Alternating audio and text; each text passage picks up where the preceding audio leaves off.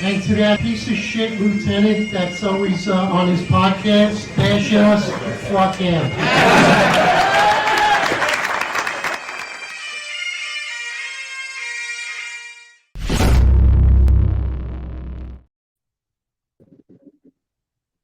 All right, everyone. Welcome to New York's finest Retired Unfiltered podcast. I'm Eric Dim, your most complained cop. This is the 265 Police Live series. We're going to bring you a new segment this week. Along with me is John McCarry, retired lieutenant, NYPD, the founder and the co-host of this podcast. How you doing, my brother? Very well, my friend. I'm not in Bangkok like you, not traveling the world, but I'm good. Listen, I got some Asian culture right here. This place is fantastic. I'm here in Bangkok. I recommend everyone visit it. Beautiful place. Subway system, which is called a SkyTrain. It's very safe. It's clean. There's always something to do. The food is fantastic, and the people here are amazing. Very nice people. There's people from all over. There's Europeans here, Americans. Everyone lives here. It's very similar to New York. It's a complete melting pot. Awesome. Yeah. 265 Police Live series and the Finest Unfiltered podcast. We just want to honor the life of Alexis J. Martinez. He tragically lost his life. His life was cut short in a tragic, horrible event. And it just goes to show that you never know what cops have to deal with when they go home. We are human. We honor Alexis. I didn't know him personally, either did Eric, but we know a lot of people that do, that are very close with him, even some that are family. And, our hearts go out to them and to the entire department. Yeah, likewise. I don't want to go into the details into his death. It's extremely tragic. But I want to honor him in his life and show my condolences. And I'm sure there's extreme amount of pain and show my sorrow to the Bronx Narcotics Division at the NYPD where he served, and also his family, of course, and his family at the NYPD. We're here to honor you and remember your life. And I have spoken to a lot of different cops and people that were close friends to Alexis Martinez. And there's an extreme amount of pain right now. And he seems to me he must have been an amazing guy, because some of the cops I've been in contact with, they sent me some pictures of him playing baseball with some of the cops, and seems to be that sounds like he was an amazing guy. So I just want to honor him as well. And with that, may he rest in peace. All right, so let's get into it now. What do you want to talk about first? Well, right now the NYPD is on fire. There's so much going on with Mayor Eric Adams. And so we definitely need to give a new segment. Let's start out with talking about the blueprint. Mayor Adams' blueprint when he started out as mayor of New York City, his blueprint for community interaction, and his plan to mend the community along with the police department and to stop and end gun violence. So, John, you're familiarized with it. You and I both have read it several times. Give me some of your thoughts. Yeah, so last year, New York City mayor put out the blueprint to end gun violence. I was very critical of it. I said it didn't have any details in it. I believed it wouldn't do anything to lower crime in New York City. And I believe that my thoughts and my foreshadowing on that document were very accurate. And I said it seems a lot like Bill de Blasio's last policy, of where public safety is taking taxpayer-funded money and sending it to not-for-profits. And now here we fast forward to this year, we have a blueprint in his second administration, and this is a blueprint for community safety, right? And that blueprint, I feel, is almost exactly the same, if not even less details than the first. Yeah, I think that if you look at the blueprint itself, I think it's completely ambiguous. I think it's done that way on purpose. And ironically, there's a dichotomy to it, I believe, that it's also actually specific, where it lays out its plan for specific precincts amongst the city. It talks about the 4-0, the 4-2, I think it's the 4-4, the 7-3, the 7-5, and how those are the driving forces for the New York City when it comes to crime. And I think what's it's important to note is that these are demographically Black and brown neighborhoods. And I think the reason why, obviously, there is a high propensity for crime in these neighborhoods, but I think the reason why that these particular precincts are laid out in the blueprint is because it's easy to fault the police department when the records and the documentation shows that more Black and brown people will be stopped at a disproportionate rate, and it will be easy to say it's because it's planned targeting these specific precincts.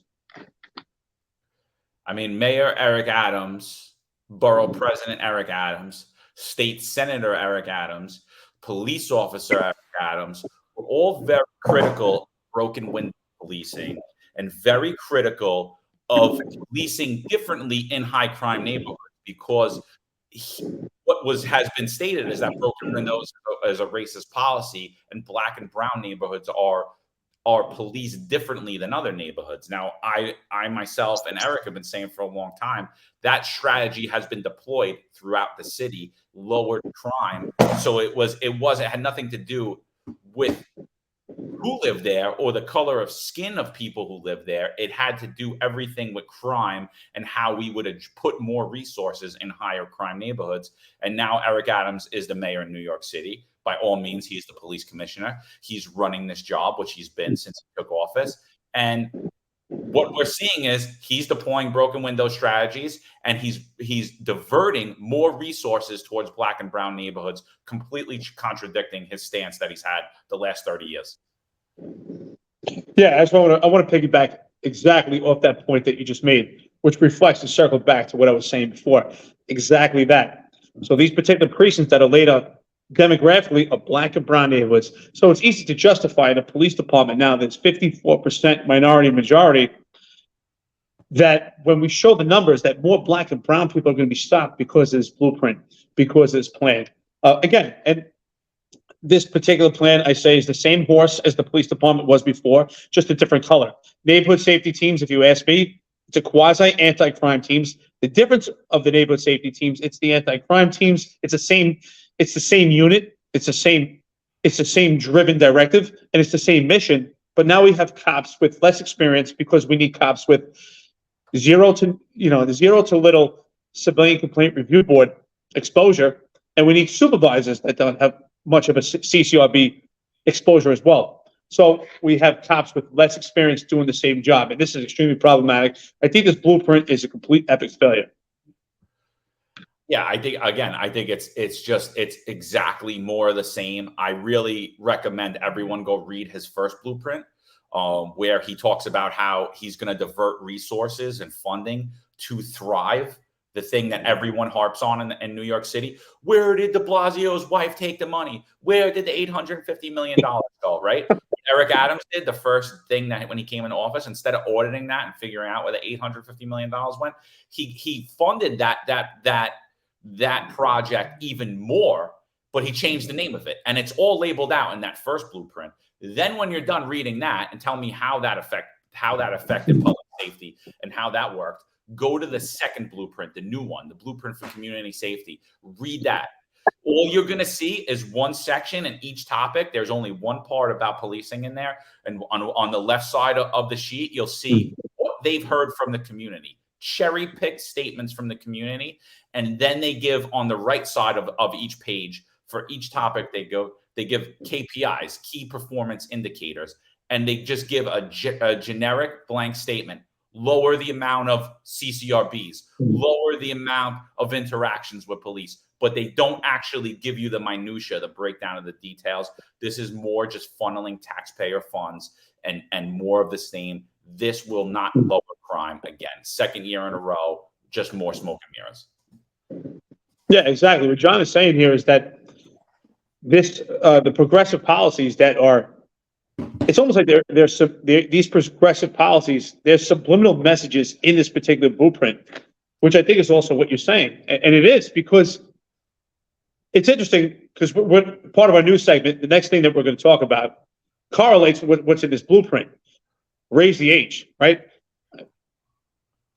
Which is pretty interesting about these progressive politics, that Mayor Eric Adams in his blueprint endorses raise the age. It says in the blueprint that he agrees with the raise the age program, but it needs to be tweaked. And I think there's 2 or 3 captions where it talks about particular gun offenses where a child might be remanded. And I say child because now, because of raise the age, 16 and 17-year-olds, which were considered adults by the criminal justice system, are now considered juveniles, which is extremely problematic, because if you're 16 or 17 years old, and you're caught with a firearm, your case is going to family court and it's not going to criminal court. And that's why I have a problem with this raise the age. And Mayor Adams completely endorses raise the age. And that definitely correlates to what we're going to talk about next. What are your thoughts on the raise the age?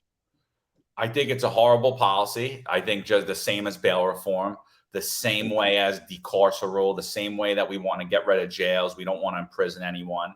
The same way I think the 50A is terrible. I think the empowerment of CCRB is terrible. But all of these things, Eric Adams supported. And before we move on, I just want to play a video for you guys. And Eric, I just want your thoughts on this video as well on New York City Mayor Eric Adams' messaging. This messaging is from July 9th, 2023. This is what we need to recognize. We are managing the most powerful city in this country. And no one wants to look at it. No one wants to recognize what we've done. We navigated us through COVID. We navigated us through the asylum crisis. We've navigated us through the financial crisis. We've navigated us through the violence that other cities are having to wrestle with. Look at other cities and you see people sleeping in encampments on the highways, on roadways. You're not seeing that in New York. You're not seeing it because there's a child of God that's the mayor of the city of New York. And I'm clear on my mission. Let me ask you this. Is he the mayor serving as a public official for New York City, or is he an entertainer? Because honestly, by this particular caption here, by this video, it's hard to tell. I think he's emceeing for New York City. He's full of garbage. Everything he said there, we're safer. He navigated us through COVID. I don't believe any of that. I believe New York City was teetering on the cliff right before COVID. Bill de Blasio got out of the car and said to Eric Adams, what are you going to do? You're going to hit reverse? No, Eric Adams didn't hit reverse and reverse these policies from Bill de Blasio. He got in the car, he slammed the gas, and he drove us off a cliff. He didn't navigate us out of COVID. Crime is worse. Quality of life is down. 500,000 people have left New York City since New York City Mayor Eric Adams took over. I mean, it's an utter, complete failure. Businesses are fleeing. His whole messaging was nonsense there. I like your analogy. I think it's 100% right. I think you're completely accurate. I almost feel like sometimes when I watch Eric Adams speak, especially in this particular video, it's almost like when we were kids and we would play games together and you would shake your head no, but you were saying yes. So you would shake your head yes, and you were saying no. That's exactly what he's doing. He's shaking his head. He's saying yes, but we know the answer is no. I mean, he's telling us that they manage the city. He's telling us that they got us through the asylum. That's funny because maybe the public or maybe himself are not looking at the pictures that have been taken by viral news, by Crime New York City. We see it on Twitter day in and day out. We see it on Instagram of what the city looks like right now, how it's just encompassed by migrants. The asylums are out of control. They have not been vetted. There's no place for them to sleep. There's homeless and cages throughout the entire city. Completely contradicts everything he's saying in this particular speech. Everything he's saying here is complete hogwash. It's all nonsense. And if anything he was saying was true, there would be no need for this second blueprint while ignoring the first. There would be no need for this further involvement of shipping money to all these unaccountable not-for-profits that do zero to bring crime down. Actually, in some cases, they bring crime up. I agree with you. I honestly, and you say it, I say it, follow the money. Let's follow the money in this particular blueprint and see where the money goes. We know the money goes to this violence interrupter program, which is completely flawed. We've had several cases where some of these violence interrupters turn up as they're continuing a life of crime. We just had a particular violence interrupter that was arrested upstate for some type of narcotics ring. I mean, what type of salaries are these violence interrupters making? Are they actually doing anything? Are they just a face? What action are they taking part of this blueprint other than actually just being on the payroll for New York City? Do we know exactly how they're being accounted for? Are they taking any part? I can tell you one thing we do know. It's completely criminal association. It's the hypocrisy of how Sal Greco was terminated from the New York City Police Department. And that's something that we don't hear about. Absolutely. It's criminal association at its finest, because we're paying these violence interrupters to do what we don't know. None of us know exactly what their job entails, how they're paid, what their metrics for success are, right? And here we go. We got this guy who's in charge of, he's against gun violence. Bronx residents against gun violence, right? He's in charge of this program. We don't know how much money he makes. I believe it's a lot more money than a lieutenant in the NYPD makes. And he gets arrested not only for illegal narcotics, but for unregistered, unlicensed firearms. So what he's working against, he's actually a part of, right? And he supposedly has a say and works with the New York City Police Department, and we're spending millions to fund that organization and to pay people like him.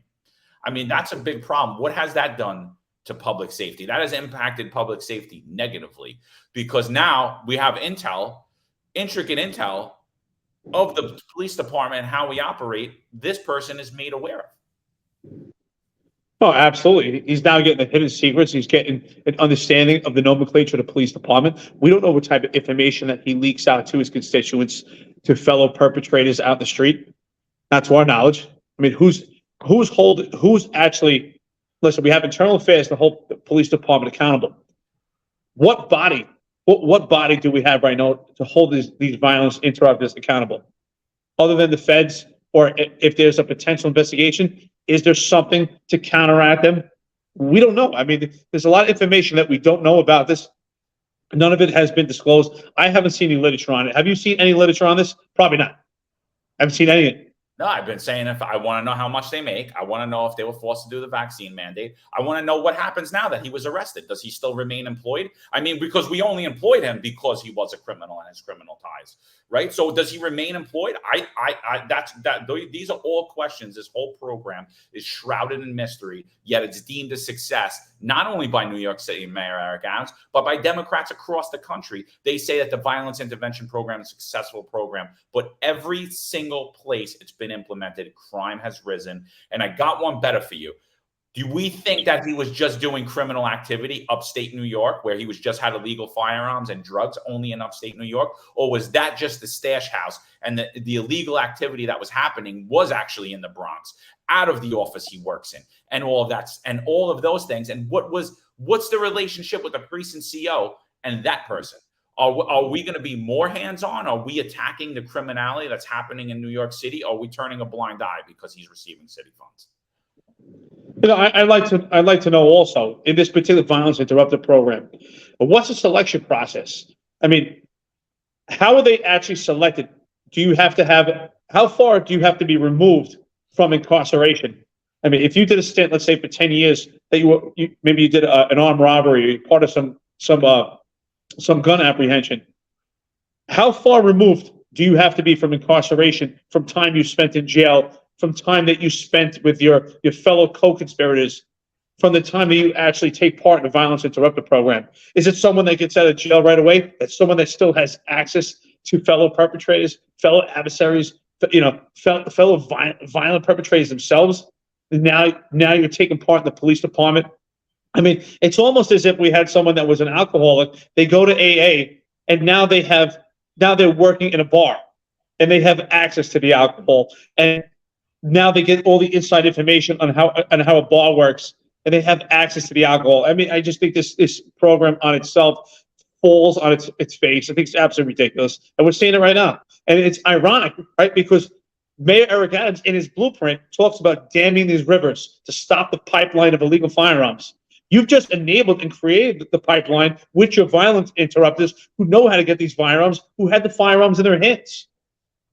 You're giving criminals high salaries, benefits, and they're using that and taking that money to not only live a nice, luxurious, easy lifestyle, but they're going to take that money and they're putting it on the street. And that's what we're seeing, is that's what that gentleman was doing, putting money on the street that New York City funded. And he's making more money than the men and the women that run around and combat this and put their lives on the line every day to stop exactly what it's doing. It's a funnel. And honestly, it's worse. It's New York City government and the New York City Police Department funding criminal activity.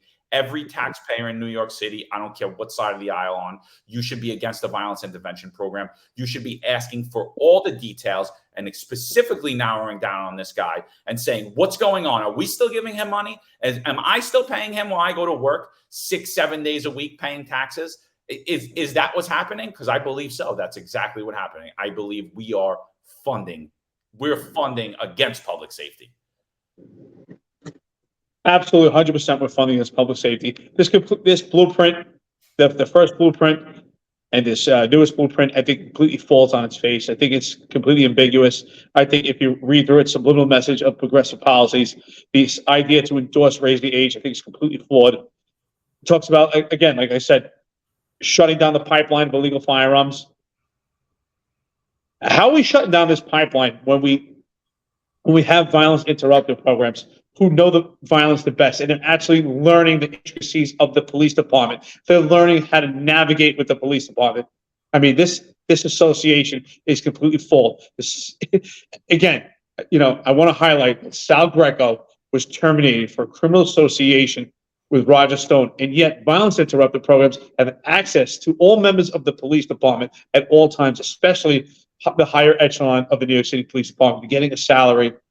And the rules and the policies of this particular of this violation of criminal association is someone that is likely to engage in criminal association, and these violence interrupters meet exactly that. Absolutely. Well said. It's criminal association at its finest. Why wasn't Sal selected to be a violence interventor then if he was associating with no? I mean, he would fit the profile then, right? If that was true. But I guess Roger Stone isn't moving guns and drugs, so we don't want Sal because he's not involved in gun or narcotics trade. So we want to employ people that are involved in the illegal firearm trade and narcotics trade to dam those rivers, right? The many rivers that flow into the sea of gun violence.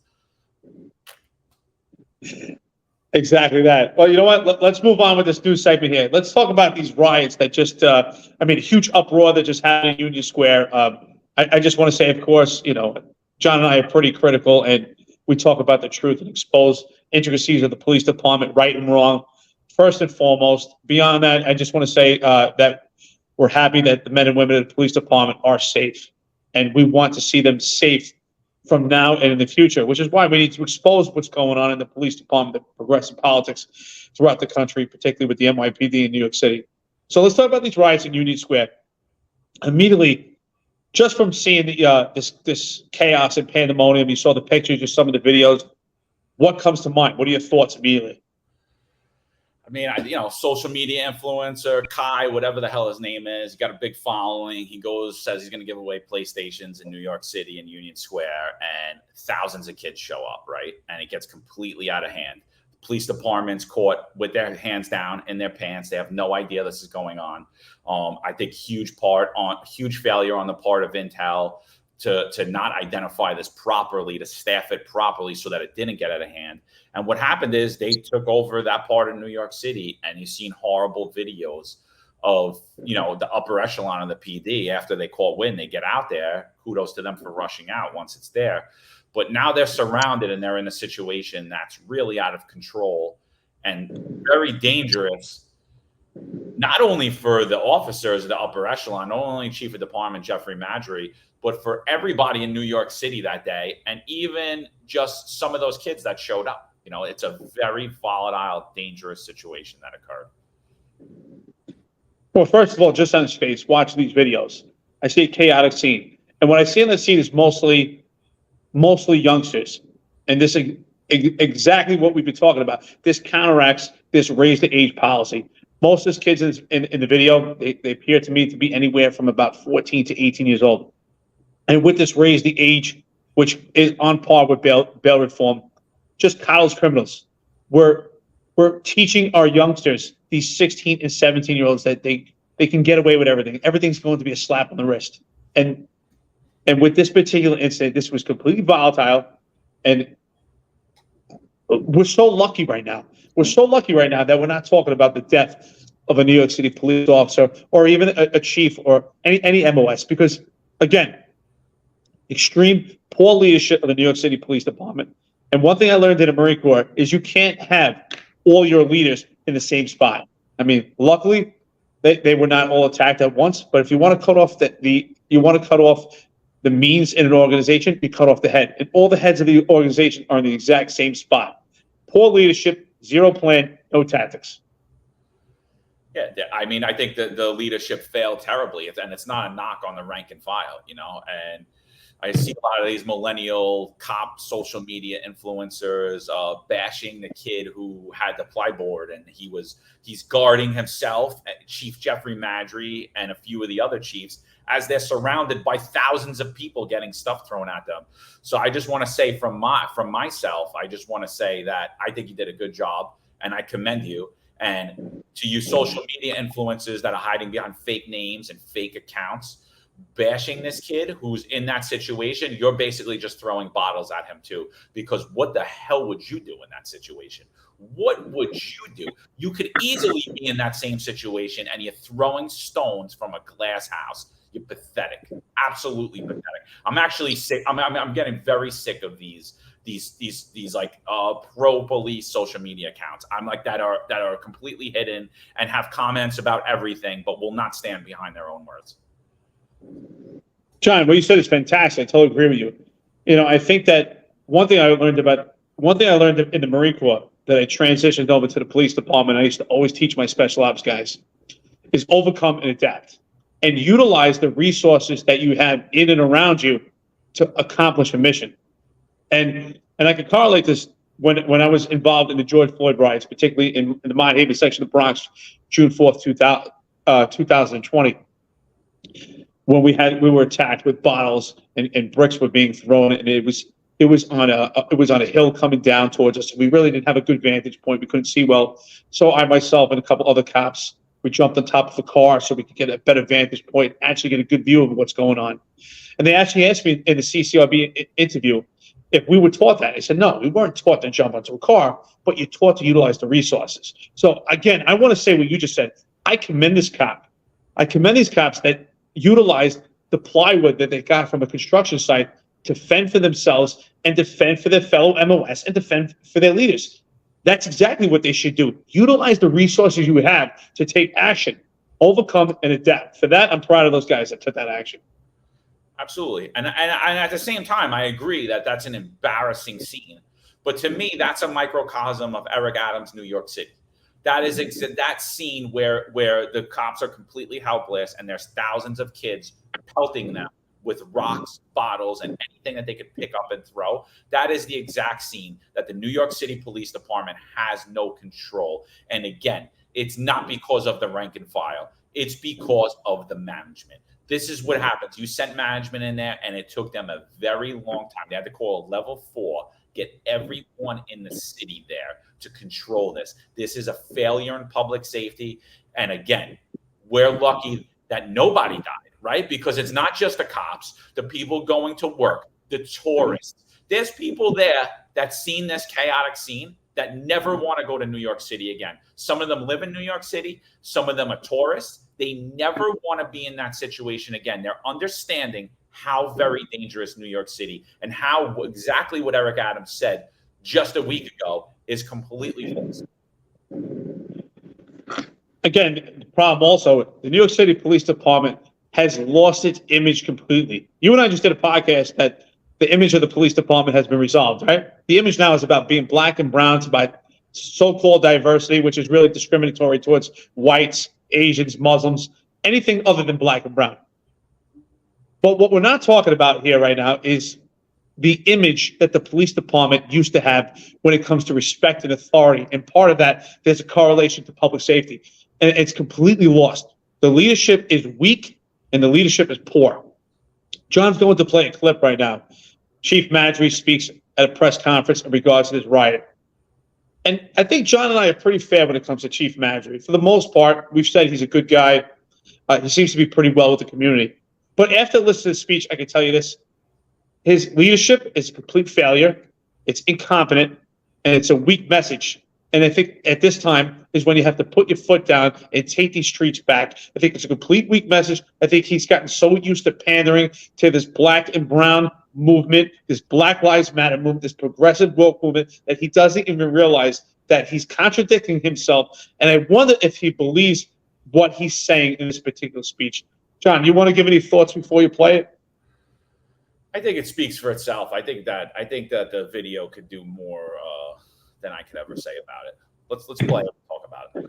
Control of the scene. The young people out here, all right? And this is one of the first things we recognize, the leadership, when we all got together, that this is a group of young people. And we had to be very, very delicate in how we handled this, all right? We wanted the kids to just comply with us and leave, but we were met with a lot of resistance. We were attacked. My older brother just called and told me he saw a video of me getting hit in the head with an object. It was a very tough situation out here, and I really have to commend the women and men of this department, the level of restraint that they showed in addressing these young people, getting this place cleared out. But, you know, when it was time for us to make arrests, we made arrests, and I think we were very professional in how we did this. So this is the greatest department in the world. John, you want to go first?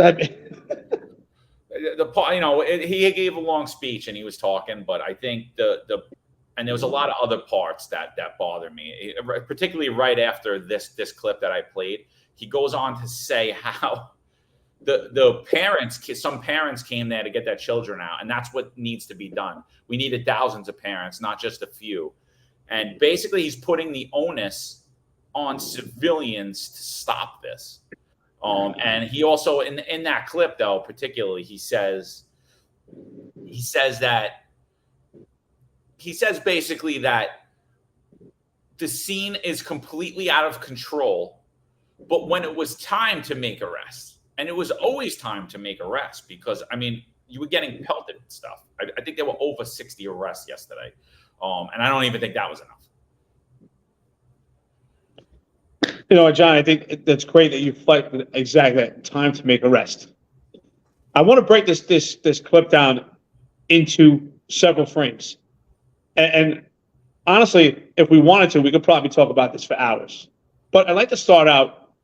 First thing he acknowledges that this crowd is a crowd of young people, right? Which, yes, they're young people. But right now, at this point, they are rioters. They're young rioters with potential to cause the demise of other civilians and law enforcement officers. And what does he say right after that? He says they're young people, and we had to be delicate with this situation. That's where I have a problem with this. Again, you're saying you're being attacked. Your brother watched on TV, you got struck on the head by an object, and you have to be delicate with these youngsters. At the same time, you said you were met with resistance. And yet the cops were extremely professional because they showed restraint. And the last thing that he says, when I break this down frame by frame, is that this is the greatest police department in the world. That statement alone has nothing to do with what he was talking about. And here's the reason why.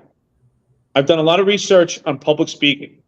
And to be effective with public speaking doesn't mean you have to have the most articulate tongue. But competence means confidence. So if you're confident in your information, you will be confident in your delivery. And he's not confident in his information because he's lacking the confidence, poor and weak leadership. And he's not confident because he knows that the information that he's giving out is complete nonsense and it's complete pandering. On one hand, you have to be delicate while you're being attacked. When are we going to take these streets back and say that we're not going to stand for this? We need a strong message that we're not going to stand for this, and we need to take that image back. This is a point where, unfortunately, that Chief Shell should have been the one speaking in his place. We need some balance between Chief Shell and Chief Madrid, someone that can put us in the right direction. There is no direction, and people are like, oh, we couldn't go in there and just start beating kids up and nightsticking them and arresting them. I mean, honestly, when you're getting bottles flung at you and there's only 5 or 6 of you surrounded, no, you're definitely not doing it at that point. But at some point, that does need to be done. And it doesn't need to be done after hours of telling someone, we're going to arrest you and play this over the loudspeaker. I don't believe there is a direction for the New York City Police Department. And I think what his messaging highlights is how woke and progressive the management has became. You clearly see him fumble from one statement to the next, where it's like, well, we got to be hands off with these kids. Well, we need the parents. We're not going to do it. It shouldn't be us. They're young kids. They're just acting stupidly. Oh, but by the way, I got hit in the head with an object, felony assault, right? Felony assault. And almost pretending like that, oh, we need to handle violent youth with kid gloves. Youth can kill you. 14, 13, 12, 16 can kill you, especially in that scenario when there's thousands of them. That is a mob. I know Brandon Johnson doesn't like to use the word mob. That was a mob. That was mob mentality. It needed to be handled accordingly. I believe that once they had the proper staffing there, they still waited way too long to get that scene under control because of the lack of management. Then he fumbles to his next statement, the women and the men, pandering to the women movement, pandering to Mayor Adams is first, his cadre of firsts. And I believe that the management is really terrible at this point. And I believe you're right, Eric. His messaging was so weak. He's not giving a clear messaging to New York City that we're not going to stand for this, that this should have never happened. And they don't want to take the onus of what a major failure this was on the behalf of the management of not only the New York City Police Department, but of this city as a whole. So he fumbles onto, well, this is the greatest department in the world, because he really has nothing left to say. And I wouldn't know what to say in that scenario either. It was a failure on the part of the police department. They should do absolutely better. And the messaging should be, this will not be tolerated. And these people will be charged to the full extent of the law, which they will not be. And everybody knows it. It's interesting also that he says what you reflected on. And I don't want to speak about that again, is he said, when it's time to make arrest. And this is where I feel sorry and I feel the pain for the rank and file, because they don't know when the time is to make arrest. Sure as hell, this upper echelon doesn't know the time, because the time to make arrest was an immediate response. Immediately when the crowd emerged and the community got submerged in this angry mob, and they impeded the life of the residents, and they impeded pedestrian traffic, and they impeded vehicular traffic. And you and I know this, right? Let me just circle back real quick. You and I know this from doing police work. You get those observation skills, and the police department was aware that this was a powder keg, because I'm sure there was numerous indicators that this was leading to that point, and they could have taken action. A couple of arrests would have alleviated this from becoming a riot. And that's why, again, I don't want to talk too long here, but again, it goes back to what you and I were saying, that de-escalation is taking action immediately. If they would have placed several of those youths under arrest for impeding traffic, for some of these low-level crimes, that may have quelled the entire problem right there. I mean, the scene when they're on top of Union Square subway station, you have all these youth sitting on top of the subway station chanting, fuck the NYPD. And we're literally just getting pelted with stuff, cornered in, pelted. Kudos to you guys. And I'm glad nobody got hurt, but it was a miracle that nobody got hurt. It had nothing to do with the management on that scene. It had absolutely nothing to do with the messaging from New York City. We have emasculated the NYPD. Me and Eric are talking about it. A lot of people do not like us because we're actually pointing out the issues, the actual issues that are going on. And we're not just pandering, oh, the NYPD did a great job. Policing changed, so we need to change with it. But policing didn't change. Policing stopped. Policing stopped, and we don't know how to handle that situation. Basically, how the handling of that situation got quelled is the kids got tired and went home.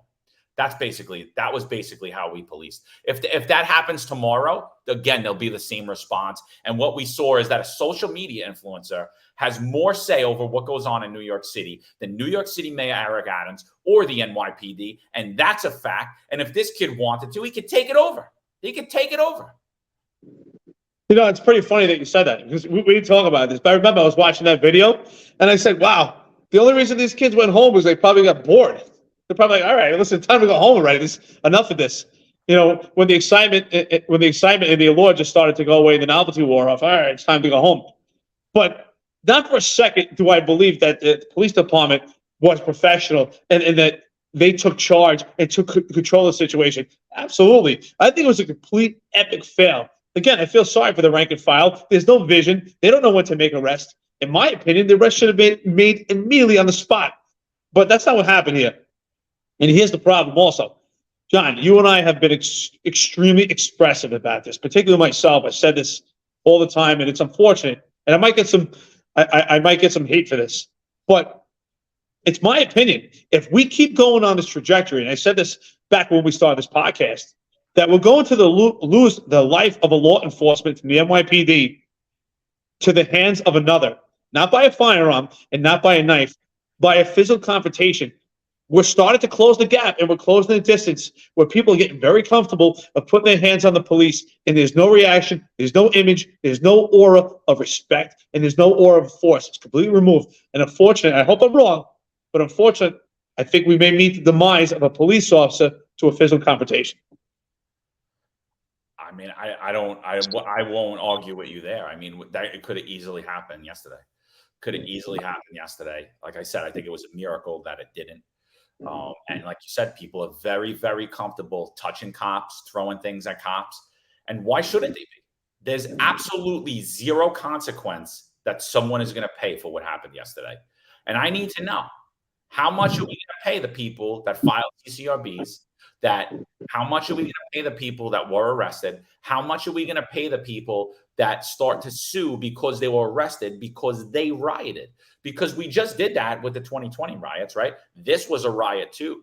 I want to know what the police department did wrong in this scenario. I want Jamani Williams. I want Letitia James. I want O.C. Che. I want all New York City Council to say exactly what should have happened, what the NYPD should have did in that situation, and how that should be addressed going forward. Because let's talk about the rank and file, Eric. What is going to happen to the officers that had to use force to put violent perpetrators under arrest and quell that situation to restore public safety in New York City? What's going to happen to them, Eric? You and I know it, right? They took action. They took action at this riot. So they documented a TRI, which is a threat resistant injury report. They documented that they used force. That document was referred to the Internal Affairs Bureau, which was also referred in a self-initiated civilian complaint. They're going to be substantiated by CCRB, and then ultimately their biggest problem is that they're going to be held civilly liable for the particular case on a lawsuit, and they're not going to be indemnified for the police department for a riot that could have been quelled immediately. But because it's such a slow response in this pandering to the public, we're actually igniting the fire and making it worse than it already is. That's exactly the only people that are going to be held accountable in this scenario are the actual rank and file of the NYPD. It's not going to be the management, whatever they did, whatever happened. The only thing that's is actually a positive for the management, because you're going to see a lot of white shirts get 3/4 from this. You're going to see a lot of guys with 4 or 5 arrests that are going to go out 3/4 from this, 1,000%. But the rank and file police officers are going to be held to an impossible standard. They're going to be going down to CCRB, getting substantiated for their actions when they're in the midst of a violent riot where their own safety, the safety of others, was imminent, right? Death was imminent in that scenario, and they're going to be held to this impossible standard, be getting substantiated. They're going to be getting liable for lawsuits that stem from this, and nobody's talking about that. And even the rank and file cops, they're going to sit there, oh, don't listen to those 2 old retired cops. They don't know what they're talking about. Well, guess what? When you're paying out of your pocket for what happened yesterday, and you're going to be contacting us, I'm just going to let you know. I'm going to feel bad for you. Eric's going to feel bad for you. We'll walk you through it. We'll talk you through it. But this is the reality. And that's why people, I really believe, hate this podcast, is because we're getting smacked in the face of the reality of what New York City and what this once storied institution known as the NYPD has turned into. And it's an emasculated police department. It's a shell of what it was. No, absolutely. And I want to send a message to the haters that we have out there. Frankly, John and I, we don't care. We're not going to apologize for the stuff that we're saying. And the more that people try to silence us because we're having different innuendos and ambiguous complaints out there trying to silence John and I, you're just driving us to speak out even more. We're going to continue this podcast, and you're not going to shut us down. Absolutely not. We didn't fear before. We sure as hell won't fear now. Absolutely. I mean, and I want to give a shout out to God's Work, who had recently changed his name to God's Work 265. Actually, so we'll just go back on that. 265 is something that Eric actually coined as part of a consulting company. 265 Police Live.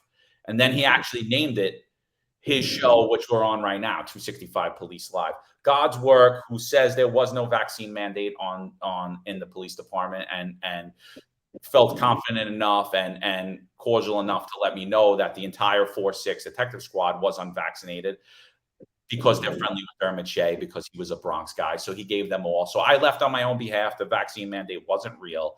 Dermot Shea is a great guy, and he loves Eric Adams, and he posts every day about firearm arrests that happen in New York City. Now, I applaud him for supporting the men and women of the NYPD, and I applaud him for supporting the arrests that these men and women are making, putting their lives on the line every day to support public safety in New York. However, that account should never exist. And I'll tell you why that account should never exist. Because these gun arrests should not even be happening. The fact that people are carrying firearms and the amount of gun arrests that we're having are increasing substantially in the last 10 years is a failure in public safety. It highlights the failure of elected and appointed leadership in New York City and in the NYPD to give back empowerment to criminals to say, you could carry guns. I think that's a great statement. It's absolutely true. I can actually see it's almost like I almost feel like my career was separated. It's like a movie. Ever watched the movie Full Metal Jacket? It's a movie, but it feels like it's two movies in one, right? There's the boot camp portion and then the portion when they become Marines and they go to war. It's almost like two different movies inside that one movie. And I feel like my career it's almost like completely segregated. As an anti-crime sergeant working in the Lower East Side getting firearms, it was much different. You had to have that real sharp eye. It was a lot of work getting those illegal firearms off the street because people weren't just carrying them. And if you did catch someone with a legal firearm, you knew you just saved someone's life because they were carrying it with a purpose. And towards the end of my career, getting illegal firearms, it was much easier because everyone was carrying them. And we were getting arrestees that never arrested in their entire lives. And they just thought they weren't going to get stopped. They just didn't understand it. They thought everything changed. They just thought they weren't going to get stopped and that they had a pretty good chance of carrying a legal firearm for their own protection and not getting caught with it. So one thing I will say this, God's Work, one thing we do have in common is we support gun collars, which is what the birth of this podcast when it comes to 265 Police Live. 265 is the penal code in New York State penal law for arresting someone with an illegal firearm. So 265 Police Live is supporting making arrests of illegal firearms, getting these illegal firearms off the street. So that's one thing we have in common, God's Work. But the one thing we don't have in common is that my identity and John's identity is revealed. The whole world knows who we are. We speak out with our names. We speak out with our faces. That's real courage. So I ask you, why are you still hiding behind a police officer that lost his life on Instagram? Instead of putting out your name and your identity out there. That's real courage, and that's how you support the cops. Yeah, stand behind your words. You could keep supporting. I actually like your page. I enjoy it. I like to see the good work that the men and women of the police department are doing. However, the fact that you love New York City Mayor Eric Adams is a big problem for me because he does not support, in my opinion, does not support the NYPD. And I've highlighted clearly, and so has Eric, clearly the failures that have happened under his leadership, particularly in the police department. So at the same time, you're saying you support the men and women, you're working directly against them. And that is my belief. And that's my issue with you, other than the fact you hide and take cheap shots at me and Eric, and then steal Eric's name. Keep it. God's Work 265. Good for you. Keep hiding behind your name. Keep watching and listening, pretending you're not. And, kudos to you, my friend. You know what, John? I'd like to talk about next topic, which I think is quite interesting, right? We see this whole image of the police department being refaced, the white executives, the alpha white males, and even white alpha white females of the police department being discriminated against. And we just saw Chief Essex Chief Essex, who is the chief of detectives of the New York City Police Department, has just stepped down. He's going to seek out retirement. And it came out in the Post, there was an article that according to the new police commissioner, Ed Caban, that he stepped down and Chief Essex stepped down and he's seeking out his retirement because the police department is going in a different direction. Now, you and I know exactly what that means. Could you explain that to the public? I mean, Eric Adams said it the best at the inauguration of the 46th Police Commissioner, Edward Caban. He said the NYPD has an image problem. It's particularly usually run by elderly white men, and it has a youth problem and an image problem. And to solve that is to basically hire people based upon their race, based upon their gender, based upon their creed, based upon their sexual preferences, which is all legal federally, state, city, violates every agency policy of OEO, right? Has there always been nepotism in the NYPD? 1,000%. 1,000% there has always been nepotism. By nepotism, who's closest to the king? NYPD has always been a Game of Thrones, right? You're one day you're the hand of the king, the next day you're in jail and you're a peasant and nobody cares about you, right? So I agree with that, but the major difference, and me and Eric get a lot of pushback because we talk about this anti-white male agenda in the police department. We get a ton of pushback, mainly from white people, but I hear from some black people, oh, it's our time, or Puerto Ricans or Hispanics, it's our time, it's this and that, and that's something that they never heard in their career, right? They witnessed the nepotism. Oh, Italian chief of department, Italian kid like myself comes in, boom, gets all the good jobs, gets goes through the ranks, gets promoted at every level. 100%. That's always been there, but you never heard it said. You've never heard it said anybody but a white man, and that's what you get today. Oh, absolutely. I think 100%. I think what I'd like to see here is that Chief Essex to actually speak out. I've been asking for the longest time for an elderly white male on the job that's been discriminated against to actually speak out about what's going on in the police department. But already it's the message in the New York Post. All I heard from him was a small excerpt that he had a ball, he had a great time on the job. So he's not going to speak out. It's obvious, which to me is an indicator of exactly what I've always said. He's probably paving the way for his own offspring or his own self-preservation. Maybe he has something lined up for himself in the future just to keep himself busy. So he's not speaking out the truth. It's only about himself. If I had to put my money, it's probably creating a pathway, paving the way for his offspring. Again, leads to nepotism. Lead into nepotism. And my other thing is, we've never seen these multiple bumps, double bumps, triple bumps, all the way up the ranks. We've never seen that ever. Not that I know of. Maybe it happened before me, but I don't remember it ever. I don't remember it ever.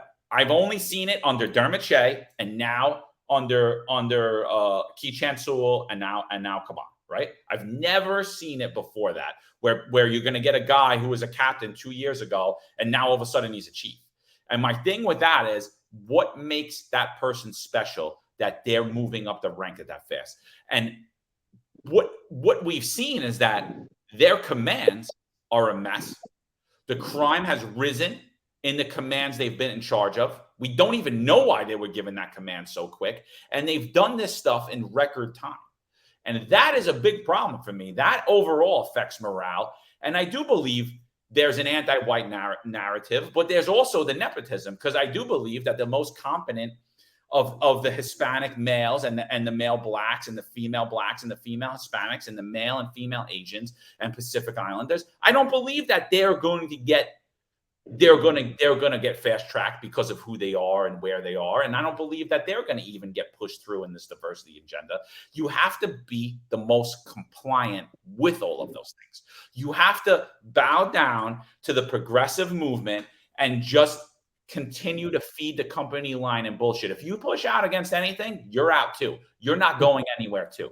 You're going to have a 3-hour drive to work and no one's ever going to know your name and you're never going to be given a command. Well, actually, everything you're saying is 100% right. And if anybody wants to actually debunk what we're saying, we actually have the facts right here. So who are we talking about? We're talking about Chief Shepard. Chief Shepard, who was the commanding officer about 3 seconds ago, 2A precinct, his billet as the commanding officer, he was assigned to the 2A precinct of September of 2022. As a captain, heading the 2A precinct as the commanding officer, which is less than one entire year. And in less than one entire year, he went from captain, as fill in the rank of captain, in the billet of commanding officer of the 2A precinct, to now chief in less than a year. I have witnessed in my career, and I know John did as well, in my career in almost 20 years, I witnessed a white executive officer in that billet and in that rank for 6 years. I witnessed a white captain worked 3 separate precincts to get promoted to the rank of deputy inspector. I witnessed another Italian-American white captain work in 3 separate precincts to get to the rank of inspector, which took almost 9 years. So, and I'm making the comparison here. What makes Shepard special other than Twitter photos and in compliance? Exactly what you said, taking pictures, calling Alvin Bragg a partner, complete opposition to the police department. This is a huge problem. We thought Tiny Kinsella broke the record. We have a new record here. Oh, absolutely. I believe he was promoted to captain in April of 2020. So in 3 years, he went from rookie captain to one-star chief, and I believe he's going to go a lot higher than that too.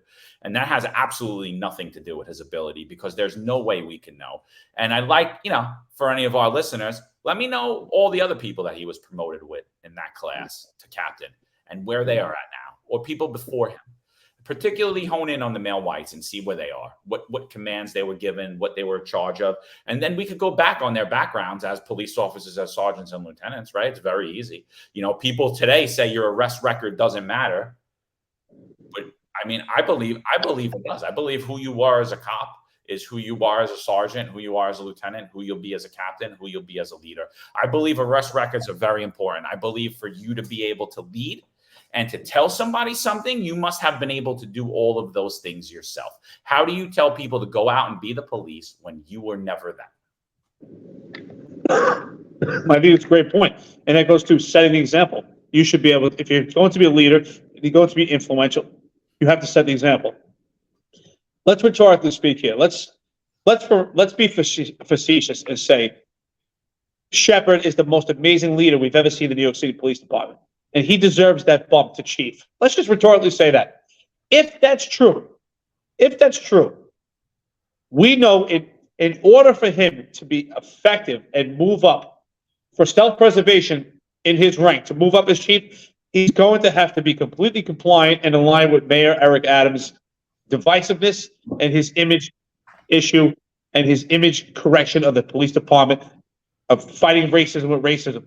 100%. If anyone, if he was an amazing leader, if he deserves this promotion, he cannot be in that role any longer. Now, I believe that's not true. But if he was, he could not be in that role any longer, as if he wants to continue to move up, because he has to be exactly that, compliant and fall in line with, just as we heard Chief Madry speak. He'll have to speak just the same way as Chief Madry. Be delicate with people that are throwing bricks and talk how great the New York City Police Department is because they show restraint while they're under attack.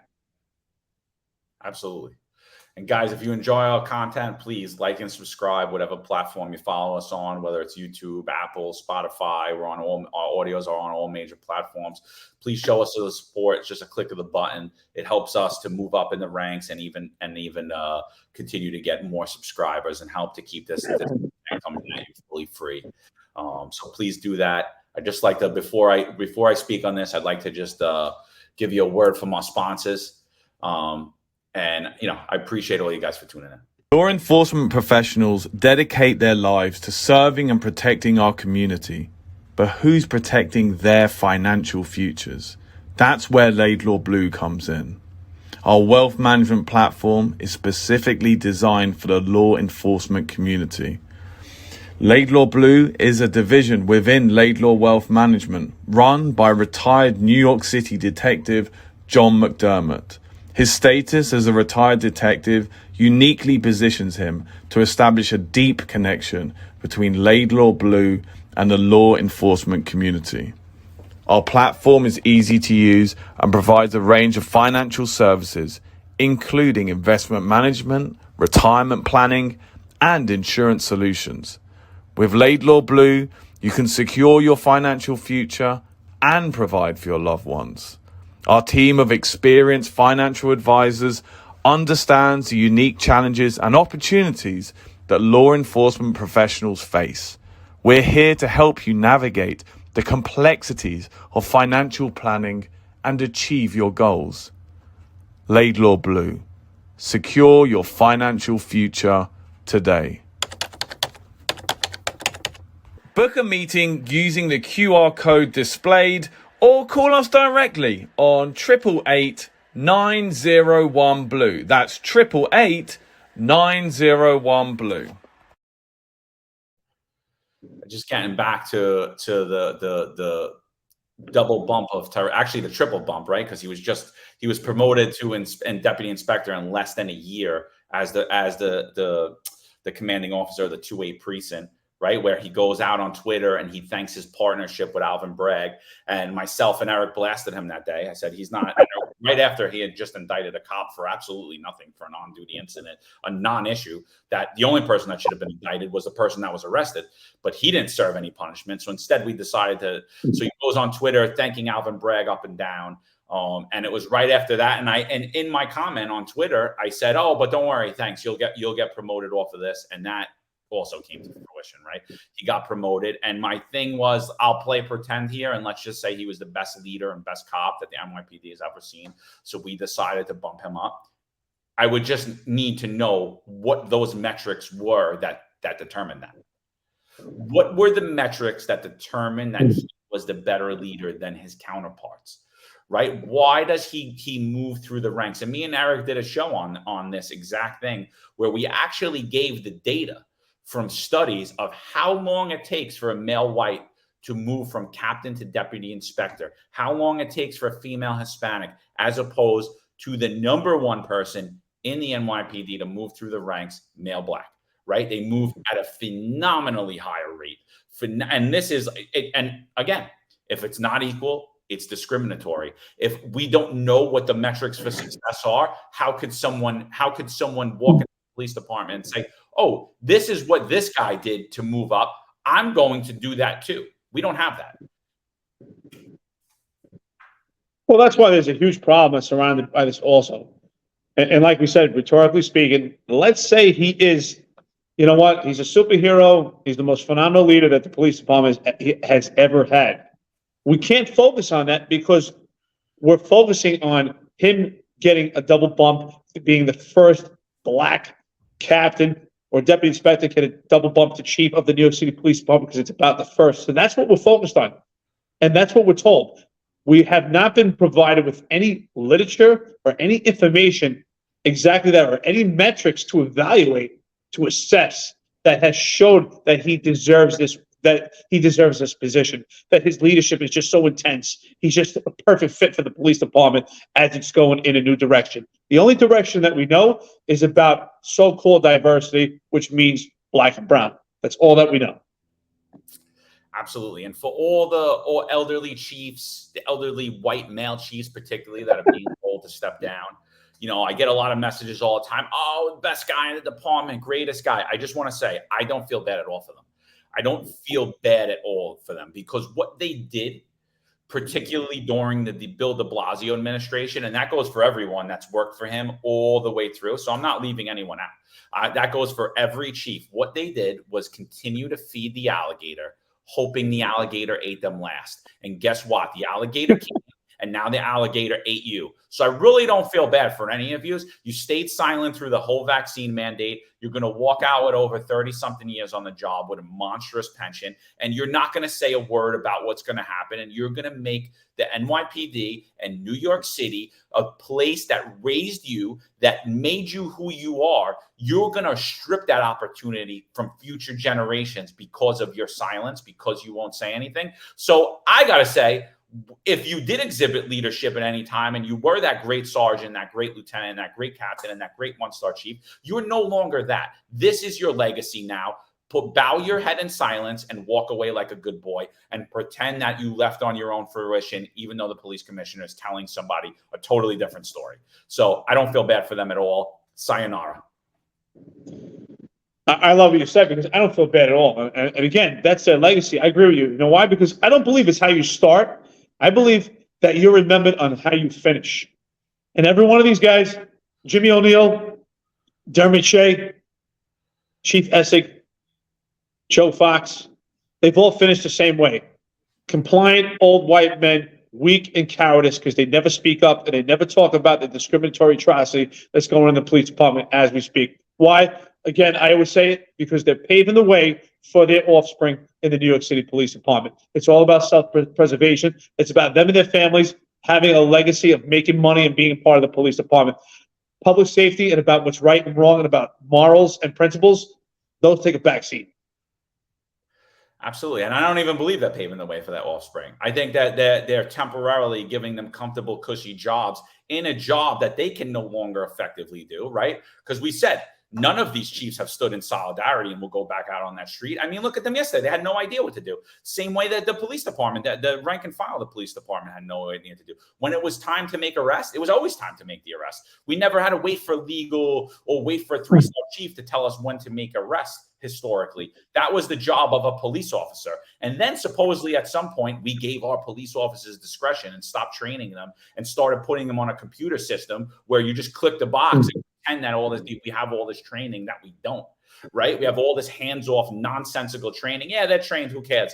Look, it says it right there on that computer screen that they clicked the button a few times, and now we're going to just pretend like these people are great leaders. They're not. I don't feel bad for 1 second. I honestly am waiting for someone to just come out and tell the truth. Hey, listen, I was asked to leave because I was white. Shout out to Lori Pollack. Shout out to all the female chiefs that actually grew a pair of balls and said, I'm suing this job, because they went directly against what they're saying. They're saying they want to promote women, but here we are, chiefs who served 30-something years in the police department, and because we're elderly women, you're pushing us out of our jobs. Screw you. We're suing you. They were the only ones. Again, I'll say it. Women, particularly during this time, during this last 3 years, have shown way more cojones than any male in the New York City Police Department.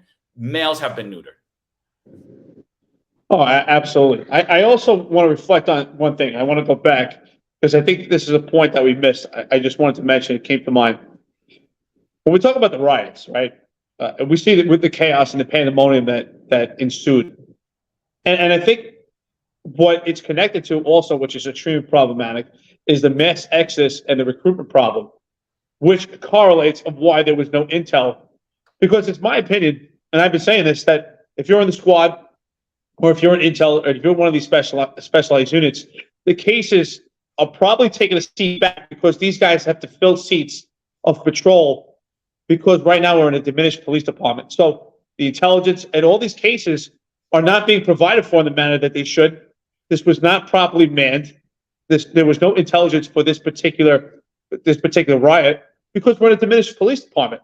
So they're not talking about that. This mass exodus and this recruitment problem is affecting public safety. And we saw it right here. And the only reason that these police officers and these chiefs and all these law enforcement officers that were on the scene are safe is pure luck. And we've been surviving on luck, but luck runs out. And it's unfortunate, but there's zero plan. And the manner that they're going with this mass exodus is just not sustainable, and their safety is at risk. And not only that, they're being led by poor leadership. Again, I've watched that scene. Why do we have all the leaders in the same spot together?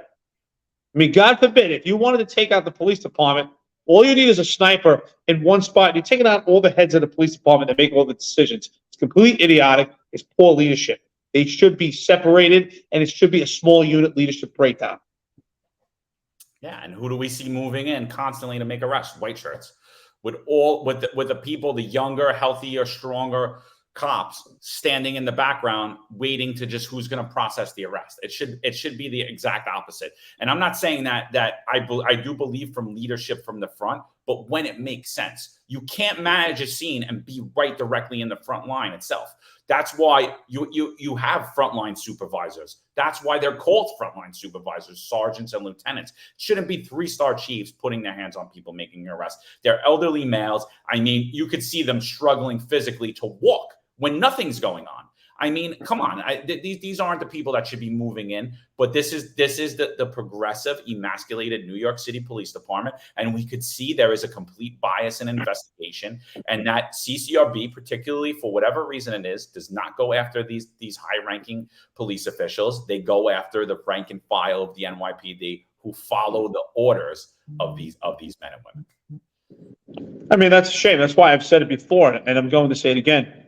I think ultimately, Mayor Adams and Phil Banks, yes, they're the co-captains as commissioners of the police department. But ultimately, the boss, the one that actually pulls the strings for the police department right now, is a civilian complaint review board, and it's affecting public safety, and it's affecting the leadership and the breakdown of the police department. Exactly that. They should have been leading the charge and having the police officers make the arrest. Can a chief actually handcuff people and make arrests? Yes, when it's feasible, when there's a time. But it's a time for them to be leading, taking the charge. And they can't, and they're not having the cops do the job because they've put themselves, and I get it, they put themselves as the layer of protection.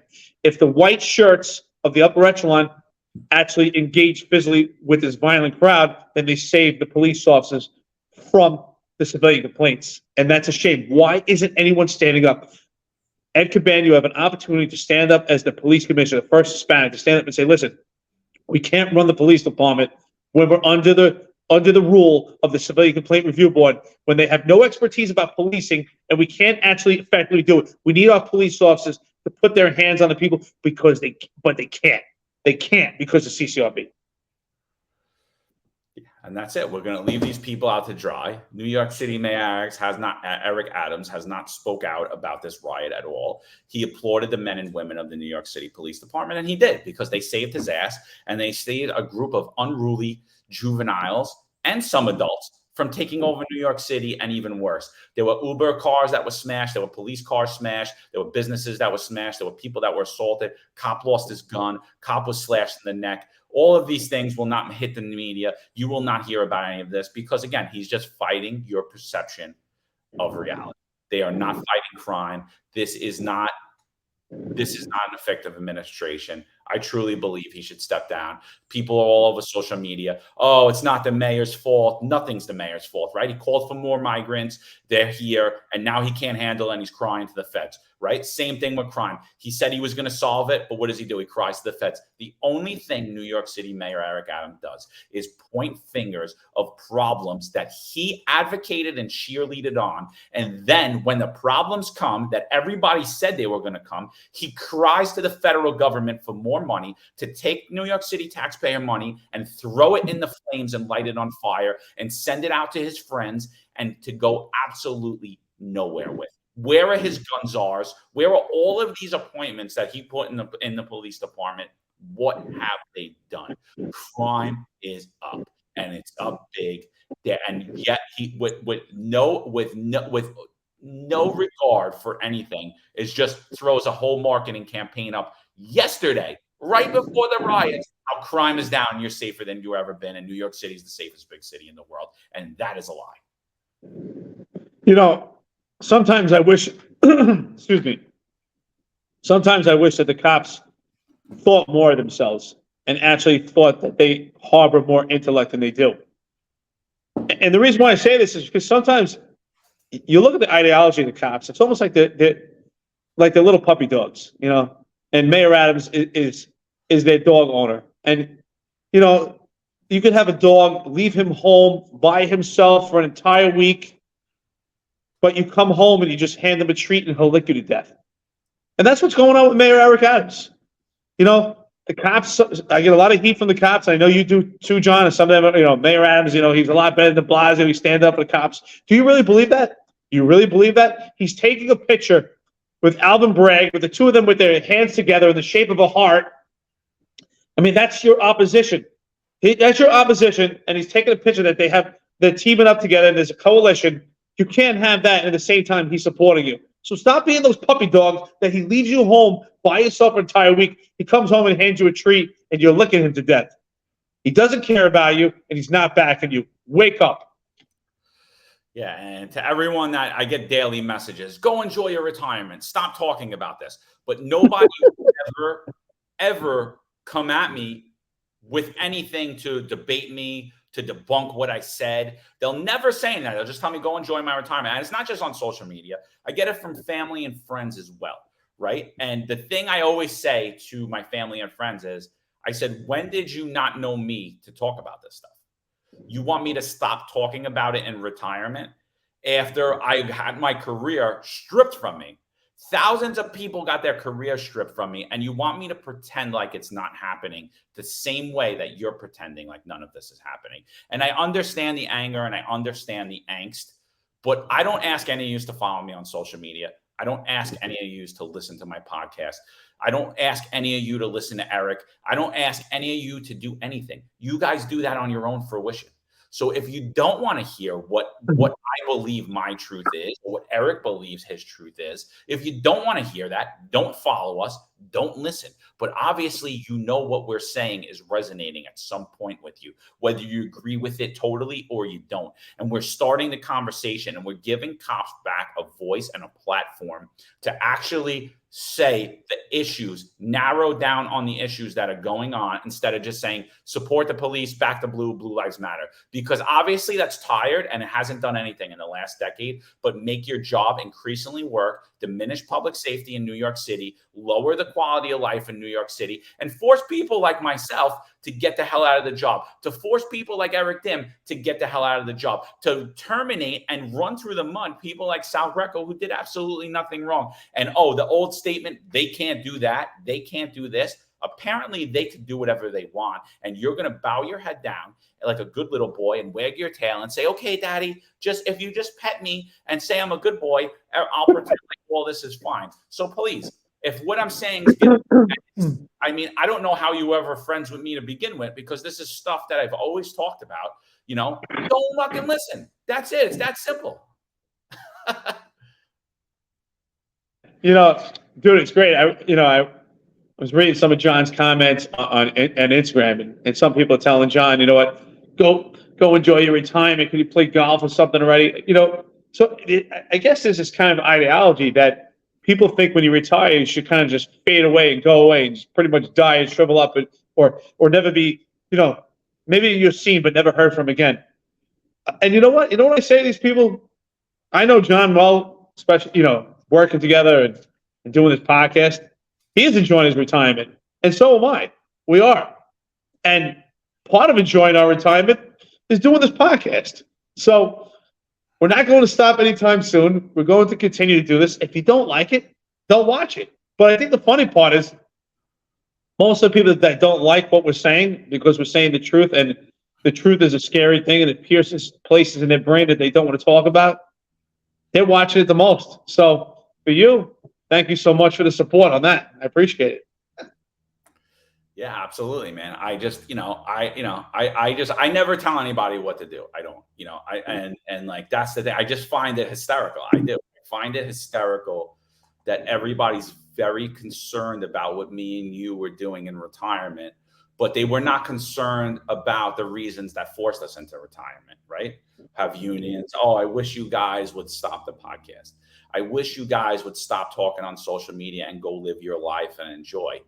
My living my life and enjoying my life is not keeping my head buried up my ass while someone's throwing sand on the rest of it and making this world a worse place for my children. That's not enjoying my retirement, right? And I'm not retired, and neither is Eric.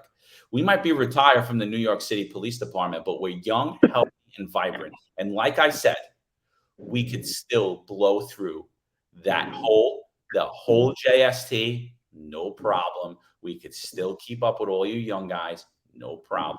And guess what? You could have used us working yesterday. I tell you what, I'll do one even better. If anyone doesn't believe it, if you want, you can challenge us at any time. You know what? Set it up, pay for us to fly into New York. I will go and I'll do it. I'll put it on social media. I'll do the JST. And I tell you what, you can give me a couple of 20-year-olds in the New York City Police Department right now. And I tell you what, I'll probably get just as good time or maybe better than they have right now.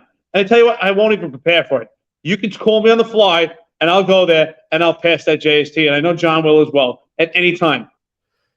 And then I'll show you documented injuries from both of us that went from line of duties that we never stayed out for, never did anything for, diminished lung function, slip discs in my back, bad knees, bad shoulders. Same for Eric.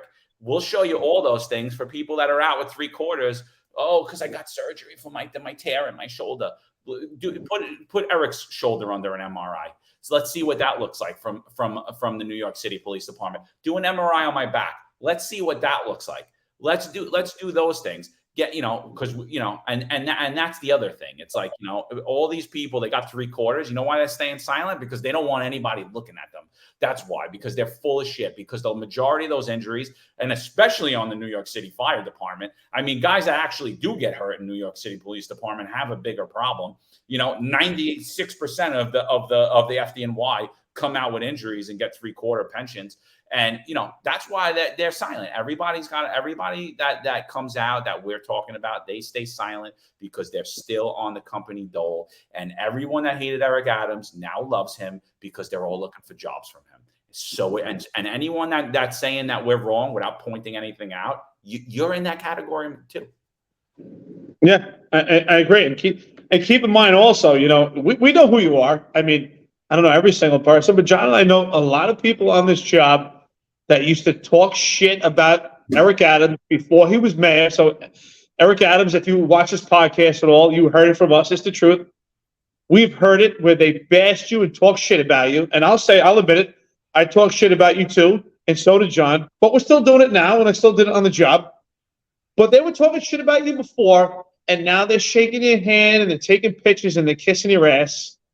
And you know what? One thing I'll admit about Mayor Eric Adams is that he knows it and he's laughing about it too. He's like, look at these motherfuckers. They were talking shit about me and now they're kissing my ass. So for that, you know what? I give kudos to the mayor because he's playing them just as they think they're playing the mayor. He's playing them. So you know what? After his one term, and hopefully it is one term, are you going to go talk shit again about him again? What's going to be your stance then? Oh, absolutely. Absolutely. It's yeah, I mean, I think that's the funniest thing. And I think he thinks it's the funniest thing too. I mean, he does. Everyone that talks shit about him, they tried to fire him. They all kiss his ass now. Oh, the mayor's doing everything he could do. He's not doing anything he could do. He's not doing anything. But yet they'll go to bat for him. They'll do everything. And it's not just those in the police department. It's the conservatives, Staten Island GOP. I'm talking to you guys. All of you, Joe Borelli, Nicole Malliotakis, Carr, Lanza, whoever, all of you, Fasella, all of you guys, you're all full of it. You're all full of it. You're all, Jimmy Otto, he's my favorite. Jimmy Otto, who's now the buildings commissioner. Eric Ulrich, who just got indicted, who was also a Republican conservative out of Queens, I believe. He just got indicted, and then he replaced him with Jimmy Otto, another guy who was never going to work for these lefties and all this stuff. Everybody's just looking for the dole. Everybody's just looking for a big job. Obviously, me and Eric aren't, and we don't care. And I personally think, I honestly think I'm Eric Adams' best friend. I think I'm his biggest fan because I actually tell him what I believe, where none of these people do. One more thing I wanted to mention. I know we didn't mention earlier we're about to do our news segment, but I think it's important to mention. Talk about what's going on in the city right now. They say crime is down. You and I know that's a complete farce. But quality of life, just the appearance of New York City on a whole, is just disastrous. And I took pictures in Bangkok. I was just amazed at how clean the subways are, the trains, how people are nice, and how safe I feel on the trains at all times of the day, especially at night. And I put pictures out in comparison of what's going on in the subway and the train here in Bangkok, the subway in New York City. But right now, there's a huge problem in Queens, and we see it's basically become almost like a quasi red light district. And we're just the prostitution is out of control. The sex workers all over the place. They have trans sex workers, and it's just becoming a real eyesore for the community there. What are your thoughts on that right now? Because I've heard a lot of different stances on this. What do you think about this? Again, we're a progressive New York City. We moved away from minor crimes, right? And apparently, our politicians and the police department and our district attorneys believe that prostitution is a minor crime and johns are a minor crime. But I believe that they're very short-sighted, because I believe most of these women are sex trafficked. Most of these women are mentally, physically drug addicted. They're abused by pimps and sex traffickers. And I believe that that is another failure in public safety. And you see it highlighted on New York City streets. We're bringing New York City back to the 70s, 80s, and early 90s. It's absolutely disgusting. It's a travesty that nobody's talking about it with these women's. And even for years, like with these massage parlors, and they have these women in there, they're all sex trafficked. You know, I would hear people, oh, I'm going to a massage parlor, I'm getting a hand job. I'm like, you're a fucking animal. You're disgusting. That disgusts me. I would never do that. Like these women are sex trafficked, and you're going to get a hand job because you can't get laid, I guess, or they were just waiting to get another promotion so that women in the police department might find them attractive, or someone out in New York City attractive, because that's the only way half of you getting laid anyway. So, I mean, it's absolutely disgusting, and it's a travesty and a failure. It's a complete failure in public safety, and it just diminishes the quality of life for everyone in New York City. It's disgusting. Yeah, we talk about this, right? Appearance is not everything, but appearance is important, right?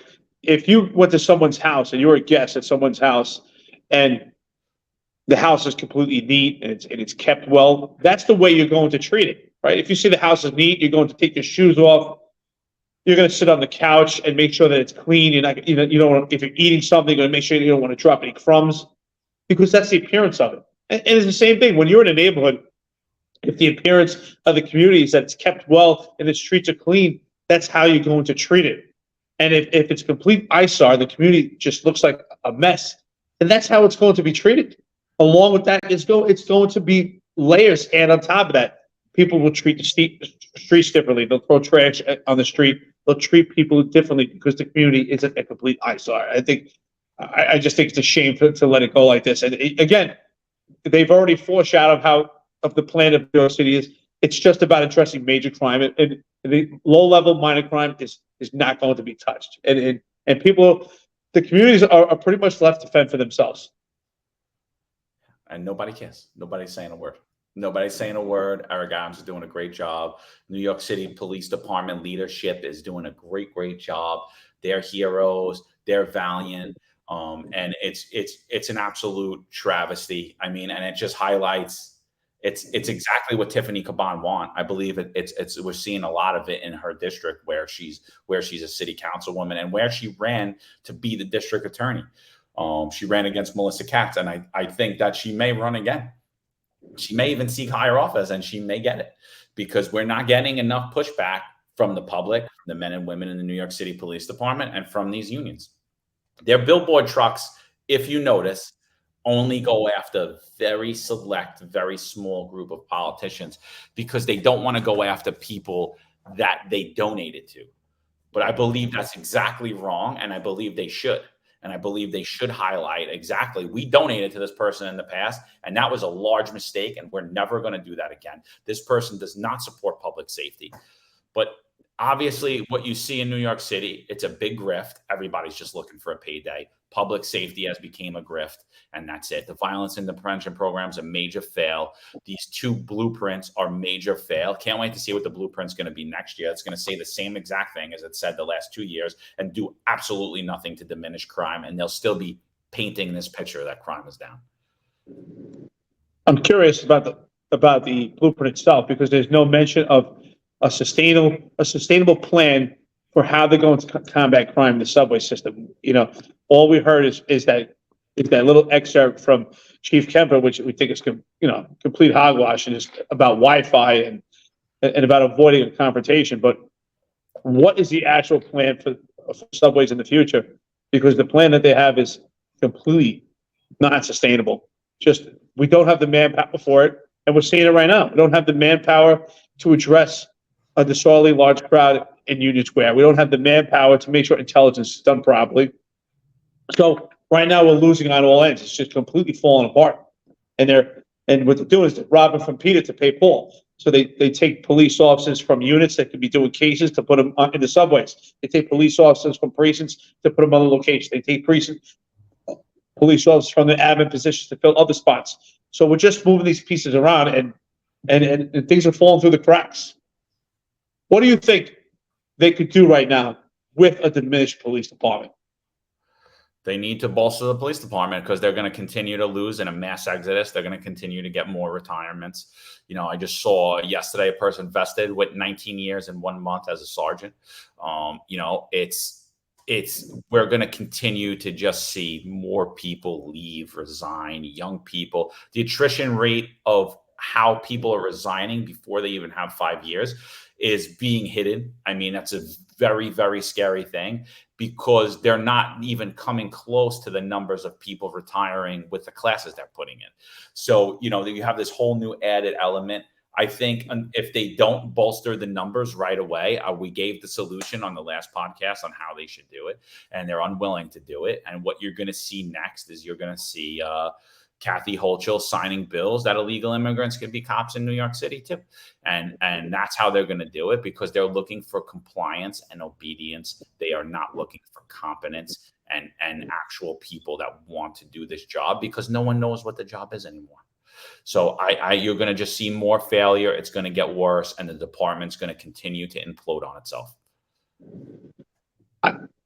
Dude, I think that's an amazing statement. It's so true. I think about that right now, and I wonder with these young police officers that are on the job right now, if we had to ask them, you know what, fill out a resume, fill out what your job entails, or write me a story about what it is to be a police officer, I don't think they would know what to write down. But that's a great point that you just made. I mean, what is the role of a police officer today? What is the role of the police department? What is the role of the New York City Police Department, particularly in the largest metropolis in the entire world, in the epic center of the world? What is the role of a police officer? What is the role of the police department? That's a great question. Yeah, I don't know. And I'd also love to know, like confidential informants, right? I'd love to know those numbers. I don't need to know who it is, obviously, because it is confidential and we wouldn't want to endanger anyone's life. But I would love to know, are those numbers up? Do we have more confidential informants than we did 10 years prior? I'm going to say absolutely not. I'm going to say the trust, respect, and fear of the New York City Police Department has diminished so much. I believe those numbers are in the toilet. I don't even know if these FIOs have confidential informants anymore, or they're just doing street rips because everyone's carrying guns. You know, I don't believe anyone trusts the police department enough to keep them safe to cooperate with them going forward. I don't believe that is the case anymore.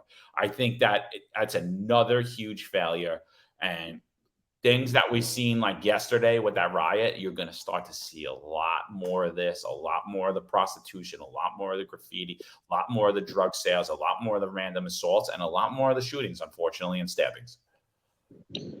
I actually, first of all, I think you're 100% right because I saw it with my own eyes as a special operations lieutenant towards the end of my career. The amount of informants that we had, because I did coordinate with the field intelligence officers in the precinct, the amount of confidential informants that we had immensely diminished. And the reason why was affected by the bail reform, the discovery laws in cases right now of having to release all parties in a particular case. And also what was scary about that is the Civilian Complaint Review Board. You know, I had a huge argument, and I was charged with misleading statements because I would not release the identity of a confidential informant to the CCRB. So that's a huge problem. And I would say right now, anyone that there's no leverage anymore to actually hold someone or an incentive to incentivize someone to become a confidential informant, because there's no repercussions for being in possession of marijuana. You're not going to jail for having a small amount of illegal drugs on you.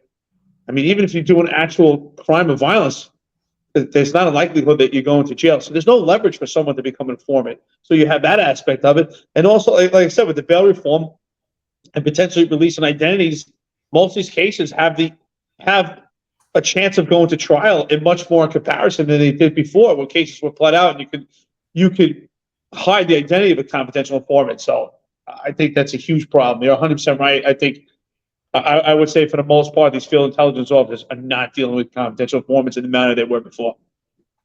Yeah, and that's and that just goes back to, and the only reason I brought that up is because historically, now I want to say historically, but in the time that me and Eric were police officers, people really didn't carry guns on the street. Like Eric said, they only brought the gun out when they were actually going to do something. The majority of gun arrests were not happening on New York City streets because there was a fear of being stopped in the New York City Police Department and being arrested because of the consequences you would suffer from the district attorneys. So the majority of gun arrests came from search warrants and came from CI information. This guy's going out to do a drug deal, and when he does, he's going to have a gun on him. This guy's going out to shoot somebody right now. And those were the majority of gun arrests, where today, the majority of gun arrests are just at random jobs, 911 jobs. And I believe, Eric, you're 100% right. If you ask a young cop what they do today, it's not what me and you did. And I can tell you exactly what me and you did. We went in every morning early, every morning or every night. Me and you worked nights the majority of our career, 6 to 2 at night, but we would head in early. We would run every complaint in the precinct that we served in, as well as the surrounding precincts. We identified the patterns that were happening, the crime patterns that would happen, and we would target those areas, and we would target the known recidivists as well as who's known to frequent that area. And we would go after them and we would arrest them, because when we solved those patterns, there were consequences for those criminals. Now we see a whole influx of all of these criminal patterns. When people are arrested, they're just continuing the pattern after they're arrested because there's no consequence. So, and I believe that became a whole breakdown of having cops like me and you to go after and target specific people. And that's being done more by specialized units than who it should be done by, the average rank and file of the NYPD. Wow. It's beautiful. It's exactly what's going on. And that is exactly what we did, and what it was to be a cop, was to understand, to do your own crime analysis and to understand your area of employment, your geographical area of employment, right? You knew, even when you and I were brand new and we did impact, right? For the most of the public that watches this, they know what impact is, the police officer. But anyone who's not a police officer, impact was working in zones where there's a high propensity of violence, and you walked a foot post in housing or somewhere, some busy area where there's a high propensity of violence. And you learned how to become a cop on the street. You learned observation skills, right, John? And you learned that grit of dealing with the public. And you learned the players. You knew the crimes. You wanted to know everything about your post. And that's one thing I say is completely lost. I don't want to go on too much on a tangent here, but I would always say, like, we lost that pride. Like, I watched the young police officers as I was leaving the police department towards my retirement work a post, and there was no pride anymore. Like, hey, this is my post. There's not going to be a shooting today. No one's going to sell drugs on my corner. I mean, they literally shared their post with the perps. It got to the point I watched these police officers pretty much just sharing their post. They're standing there, and the bad guys are standing there together. John, when you and I got in the job, when you got a post, you told the guys, listen, I get it. You guys got to do your thing. But today, this isn't your corner. Today, this is my corner. You remember what I'm talking about. Absolutely. But you don't have any tools or resources and there's no fear and there's no respect of the cop today. There's absolutely zero respect for police today. And that's the major problem. We're going on super long now. We're at 1 hour and 38 minutes. I just want to bring up one more point before we get out, because I received so many emails, so many inboxes about our comments on the radio encryption. And I just want to speak on that for 1 second. And then, Eric, I'd like you to speak on it as well. My contention is that, yes, encrypted radios can provide officer safety, but they can diminish officer safety as well, right? The least transparency there is, particularly when you're seeing a corrupt department, a corrupt mayoral administration, Things like that we documented on April 4th, 1972, when police officer Philip Cardillo was murdered in the line of duty. And we've seen an overwhelming push from City Hall to detract from his murder and paint it almost as he killed himself, because they didn't want the bad press and they didn't want to have to come down because it was politically inconvenient for them to go after who his murderers were. Read the book, Circle of Six. Things like that could happen when radios are encrypted, and there's going to be no recourse for you to have. Now, if you want to say people shouldn't have things in real time, absolutely, I could 100% agree with that. If you want to say there's a 12-hour or 24-hour delay from the public being able to attain those radio calls, I agree with you 1,000%. There's no people why people need to know where the police department's moving in real time. But I also want to say, if you believe that this is being done for your safety, I believe you're not paying attention to what's going on. They are trying to remove transparency from every agency in New York City. And that is why I spoke out against the encryption. That are my thoughts on that. And I truly believe your safety is one of the last things that this administration is concerned with. I mean, listen, we see it with the police department on all fronts. The safety of the police officers always last of importance. It's not imperative at all. I mean, we saw Chief Madry out of his mouth say that at a violent, chaotic, pandemonium riot, that they had to handle the situation in a delicate manner, and that it's the best police department in the world. They're extremely professional as they showed restraint. So to believe that encryption is for their safety is just completely idiotic. Like you said, they're only scratching at the surface. They're not paying attention. We've had radios, I think, since the 70s, completely transparent. It was never a safety issue. Yes, we have a couple of channels where we could keep those encrypted, where we can discuss tactics. I have no issues, honestly, with the radios being completely transparent. Like you said, if it's not in real time, that's fine. But I have no issues with that. If they know where the police department is, I mean, we do have GPS and things like that. They do have the Citizens app. I have no issues with it. I'm fine as long as we have a couple of channels where we could discuss police tactics to make an arrest, or certain tactics that we may use that the public should not be privy to. Other than that, to believe that this is for the safety of the police officers, again, they're not paying attention. You might as well believe that the GPS is on the cars of the police department for your safety as well. And if you believe that, you might as well buy a bridge. Absolutely. Everything is being done to weaken the police department, and they talk about accountability for police. And today, New York City Police Department, if you're a police officer, or you're a sergeant, you're a lieutenant, you're a captain, you are the most accountable person in the world. It has you deal with the highest amount of scrutiny of any profession, of any job, of any organization in the entire world. Hands down. The pressure you people are under is completely immense. We're still feeling that pressure even in retirement. And so that's why we're here talking about it. We got an upcoming episode with a doctor who wrote a book, Dr. Baumber she wrote a book, Surviving Retirement, and we're going to talk about that as well. And that's what we're doing here. We're expressing our feelings, our thoughts. If you don't agree with it, by all means, contact us. Come on the show. You're welcome. I mean, I don't want it to be an echo chamber. I was just telling Eric, we're going to start to do more interviews.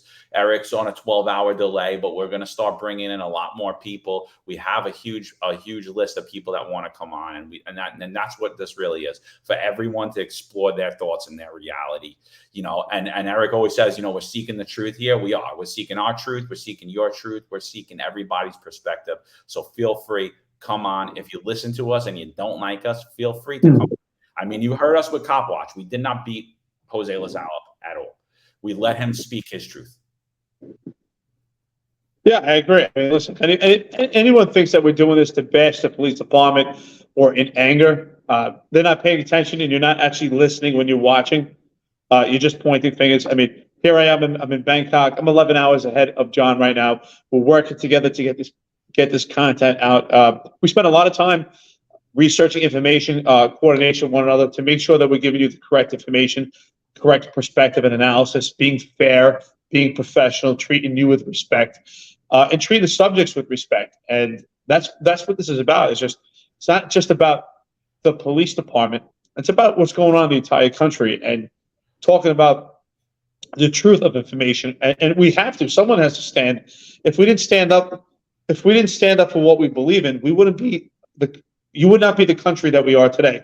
We'd probably speak in a different language. You wouldn't have the amendments, the rights that you have, freedom of speech. So it's important that we speak up about what's going on. And it starts on the low level of local law enforcement, because that's where you enforce laws and enforce policies, and it starts right there. So as these progressive politics are trying to strip away from it, we need to combat that. Everyone needs to stand together. Absolutely. Even if it's in opposition, let's stand together. Let's get to know each other. Let's talk about it. And that's how I feel about everything, and I just want to say to all you retired guys that listen, they're very critical of us, but you're on these group chats with all your friends where you guys are sharing articles and you're sharing crime numbers about either precincts that you ran, you worked in, you lived in, and you're talking about the failures in public safety. The only difference between me and Eric is we're doing it for the world, and you are afraid to vocalize your opinion for whatever reason that may be. And that's fine. I mean, I'm not knocking, or you're just a private person and you don't want to put your heart and your thoughts out into the world, and that's fine. Some people is fine, but to hate on us for doing what you do every day, I find it very laughable, man.